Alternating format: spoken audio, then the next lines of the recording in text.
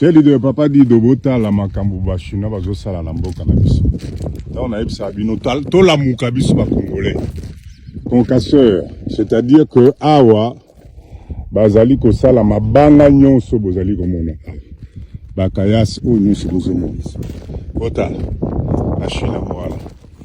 Incroyable. Bota la niveau il y a équipement bazala mo awa. Ko bazo sala na des millions et des millions. Pendant ce temps, biso tozo chamakelele. Oh yoza muluba, oh yoza mukongo, oh fachi, botala, botala. Voilà. Tout ce que vous voyez ici, les autres na mabele na biso moko. Botala ba montagne ba kayas. Botala. Ezali pasi biso ba congolais photo la muka. Makambonga la monia wa na elekeli ngai. Incroyable, incroyable. Oh nyonso richesse à mabele na biso. Richesse à bakoko na biso. Mais biso moko ba congolais toyebi ko sangana te. Combien de millions pour nos salles locaux? Combien de millions va ne rolangai? Oui, oui. Hein? Je suis sûr que ceux to sangani ata moi $200,000, $300,000, to salles locaux oyo. Hein? Bota la ba montagne. Ah, oh ba 8 combien? 15-25. Bota la montagne. Donc chaque sortie bozomona awa ezope sa catégorie moko ya kayas. Namboka na biso a. Bota. Bota la ba montagne. Hein? Cher leader, regardez ça. Bota. Je suis outré makambo oyo namoni namboka na biso awa. To sala, to sangana. Bota la ba montagne oyo namoni a. Oyo nyonso richesse na biso. Richesse ya mboka na biso oyo nyonso. D'accord? Résultat au bozomo na awa, ezali grâce ya ba machine concasseur. Concasseur. Voilà. Oh. Ezo sala bota la ba résultat. Bota la ba montagne. Impressionnant. Oh nyonso yango na yango. Ah, namoni ba groupe électrogène ya professionnel. Bota la. Bota. Bota la bino moko quantité ya ba kayas oyo. Hein, mboka oyo tozana ba nzele zana ba mabulu ba makambo ebele. Regardez, il y a de quoi faire des kilomètres. Kilomètres na kilomètres. Botal. Hein, botal anam. Oyo taille nini tolobi. Oya mike. 2,8. Voilà. Oh 80. Oh 80. Regardez-moi. Regardez les montagnes. Hein? Toza na RDC, hein? Toza na Chine te, toza wapi te, toza na mboka na biso. Toza na Kinshasa. Bota la binomoko. Regardez-moi ça. Hein? Moyen te, bande konangai. Hein? C'est pas possible, c'est pas possible. Bota la qualité. Bota la qualité, bota la qualité. Hein? Banzela nyonso ya RDC ekozala ndenge ezali te. Regardez. Oh nyonso richesse ya mboka na biso. Hein? Regardez-moi ça. Hein? Tola mukako, cher leader, tola muka. Ezopesa motema pasi makambo oyo. Hein? Nzamba pesi biso richesse, mais ce n'est pas possible biso moto zo comprendre te. Et au pesa motema pasi. Regardez-moi, bota la ba montagne. Bota. Atabino mokonan. Regardez-moi ça. Regardez. Tout ça grâce à machine, on a bozomo na kuna. Concasseur, on a, je suis sûr que c'est moins $1 million.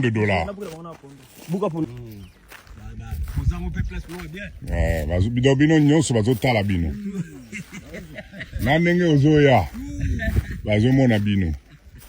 RDC moka na biso. Richesse va koko na biso.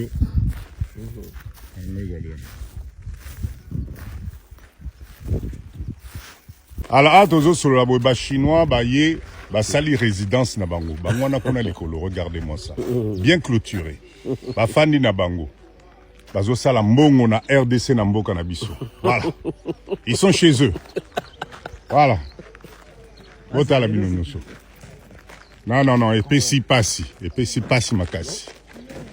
Regardez-moi ça. Regardez. Atabino moko. Alerte, SOS. Situation aux années quartier Ndanu on a limité réalité catastrophique. Je connais bien ces quartiers Ndanu. La situation est dramatique. Ceux qui te l'équissent boutu à l'élo ce dimanche au lundi et que solution réalité lobby na quartier Ndanu awa 17e rue limité pour voir que le côté Bibende.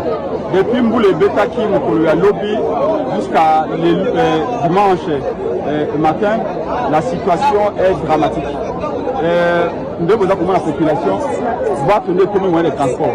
Encore que boîte en gros d'autres ne biscuits quand ils sortent. Depuis samedi, bato batangami koya bandako na bango, bandako boyebi que la fondation est malongate. Ceux qui te l'existent boutoir le dimanche vers lundi, bandako musu retour yana bato na 4. Bato bana batwa, bato musu bazana 4 ya deuxième, troisième niveau. Maya comme réalité, et le bakoli réalité. Zama maman mikolo bayali, bato ba malade bayali, bana mike bayali. C'est rôle ya gouvernement. Balobi gouverner c'est prévoir. Il ne faut pas que Félix Tshisekedi d'ailleurs ça sur le pôle Tango élection à Nyango mais Salamaka où on ne peut rien prévoir face à une catastrophe naturelle. Si on peut prévoir, alors le gouverner c'est anticipé. S'il y a un plan de contingence, on peut faire face avec n'importe quel problème. Les Alimboula c'est vrai, nous avons besoin de mais on peut limiter les dégâts. On peut limiter les dégâts. Un, bâtir la canot rapide et il y a éveillé pour la population. Deux, hélicoptère militaire.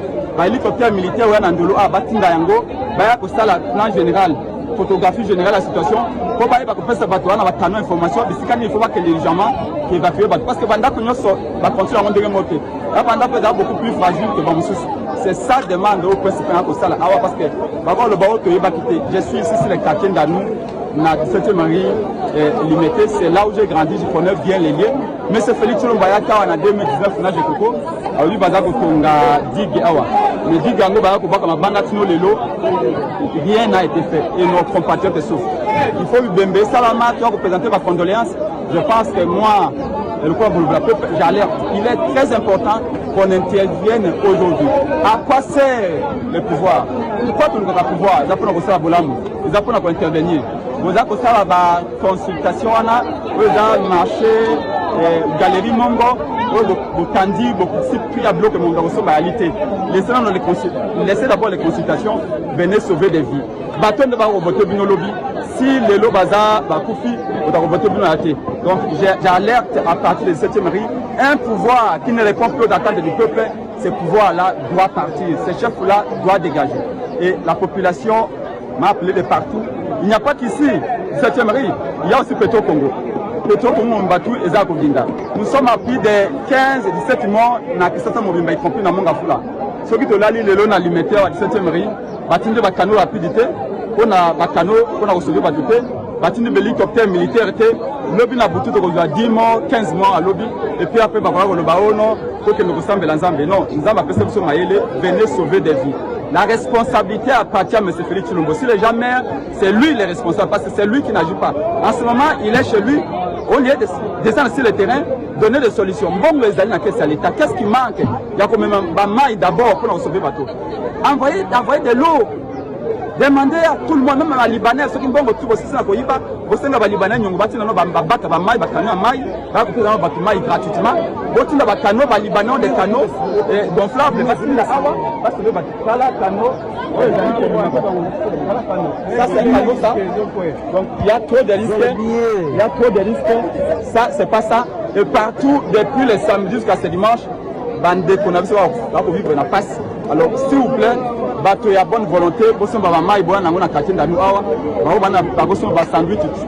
partout au monde a la solidarité. Nous sommes tous Congolais, venons les aider. Parce que, soyons quand même sérieux.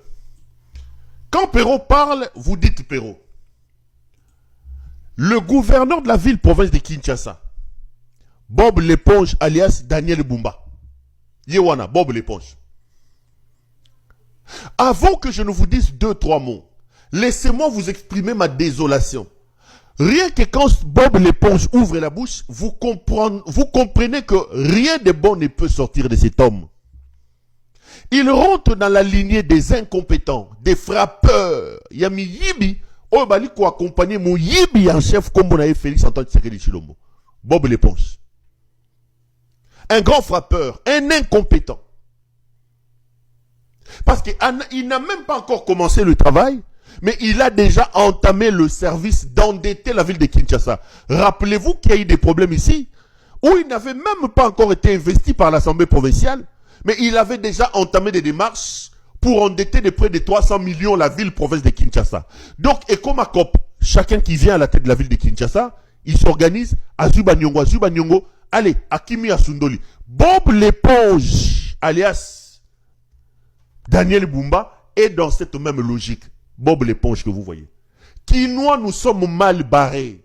Ma ville ne trouvera pas le salut avec un type comme ça. Ce type est réputé incompétent. Le type est réputé frappeur, grand Moyibi. Il est de l'école d'Helmut Ngeleka, Moyibi national, le frappeur en chef. Vous n'aurez rien de la ville de Kinshasa avec ce Bob l'éponge ici, alias Daniel Bumba. Bob l'éponge y est. Mais vous venez de suivre ce que Bob l'éponge dit. Bob l'éponge va aller consulter un autre incompétent, Christian Chiwewe. Voilà, ils sont avec Christian Chiwewe. Il dit, l'armée, la ville doit se faire aider par l'armée. Mais si l'armée était incompétente, plutôt compétente, comment vous pouvez faire appel à un service qui, même dans ses propres prérogatives, étale, démontre des signes pas tant d'incompétence comme l'armée? L'armée de ce Chiwewe ici. Chiwewe, commandant, chef d'état-major général des FARDC. Le rôle de l'armée, c'est de défendre la patrie, de défendre le territoire national. Plus de 2 ans, le M23 occupe Goma. Ils sont à la porte de Butembo aujourd'hui.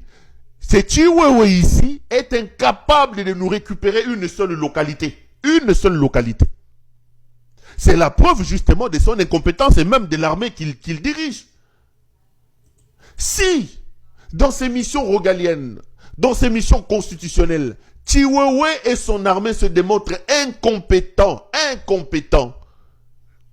c'est seulement Bob l'éponge ici qui pense que cette armée qui est incapable de faire la guerre dans l'Est de la République, cette armée qui est incapable de récupérer nos localités, subitement, cette armée deviendra capable pour aider à assainir la ville de Kinshasa. Nous sommes mal barrés. Quinois, détrompe-toi. Bob l'éponge ne changera pas ta situation. Bob l'éponge, alias Daniel Bumba, est un frappeur. Bob l'éponge, alias Daniel Bumba, est un frappeur. Ayeli Moyibi. Bazan école Mutingeleka. Miyibi sur Miyibi. Et je vous donne la preuve. Le type arrive au pouvoir. Avant même d'être investi par l'Assemblée provinciale, il a entamé des démarches pour endetter la ville de Kinshasa à peu près 300 millions de dollars. Et là, Bango Bayebi, Yango Aneza Moyibi. Bob l'éponge ne fera rien. Moi, je suis pas naïf. Je n'attends rien de ce type. Rien que quand vous le regardez, Bob l'éponge ici, vous pensez que Bob l'éponge fera quoi pour la ville? Il est allé chercher recours chez un autre incompétent, Christian Chiwewe. Mais que Chiwewe nous montre d'abord ses compétences avec l'armée. Que Chiwewe commence par récupérer Bunagana. Que Chiwewe commence par récupérer Bunagana, Rumangabo, Rutshuru, tout ce que vous voulez. Que Chiwewe stoppe d'abord la progression du M23 vers Butembo, vers Beni. En ce moment-là, il aura fait preuve de ses compétences dans son domaine particulier avant de pouvoir venir aider Bob l'éponge. Un incompétent qui est même très incompétent dans son domaine, dans son champ d'activité, Bob l'éponge alias Daniel Bumba pense qu'il peut nous aider. Nous sommes mal barrés. C'est comme ça que j'ai dit. Nous devons être aussi exigeants, mes frères. Nous devons être exigeants. La République est un bien précieux que nous ne devons pas laisser entre les mains de n'importe qui. Dans l'avenir, nous devons faire que ceux qui arrivent, ceux qui aspirent à des fonctions d'État, à des fonctions élevées, ils doivent d'abord nous démontrer leur capacité dans leur domaine particulier. La politique, ce n'est pas un travail, ce qui a non. Non.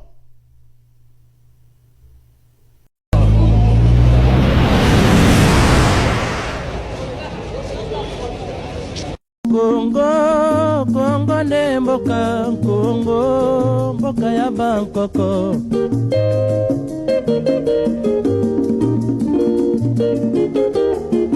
Congo, mboka mwana pamba, lobi. Bandeko na ngai mbula oyo ezobeta sikoyo lelo vendredi 11 avril 2025 nazoyebisa bino Gombe edindi. Botala bandeko mai oyo eske biso tokobika nzela mosu eza pe nasala nini. Gombe dindi bandeko, Gombe dindi, Gombe dindi, Gombe dindi, Gombe edindi. Bandeko botala, botala bandeko, botala, botala. Gombe dindi bandeko, Gombe dindi. Hey, akati nalobaki nini? Ozomeka maji to dindi. Dindi to dindi. Gombe dindi.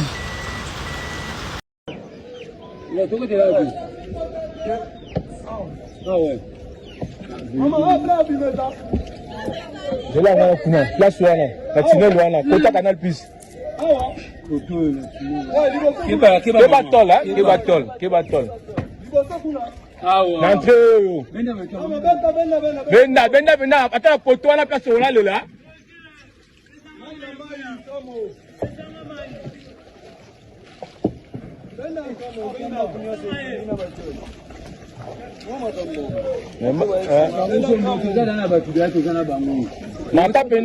Mata sumuke. Mata sumuke.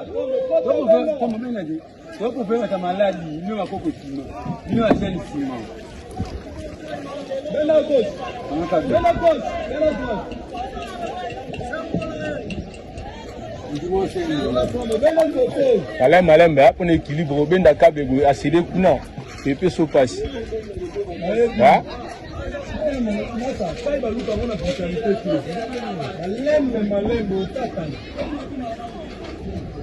Tagwa benda ngo malembe. Tika ni ngo kata otika. Simba na yo na se mama. Oh. Lelo dimanche na Tongo biso bango yeyo tozokende église awa toza na de bonhomme omoni mai ndenge deborde ala bato tala ndenge bato bazotambola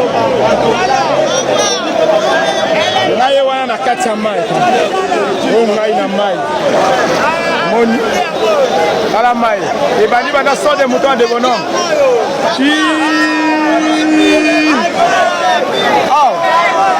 On a pont. On est deux ans, on a pont. Dans la maille.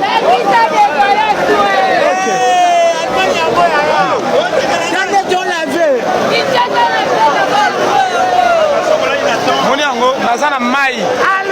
Le bagi tolongola ba ange ba longwe tala conséquence kolongola ba ange. Merci ngala ke l'église.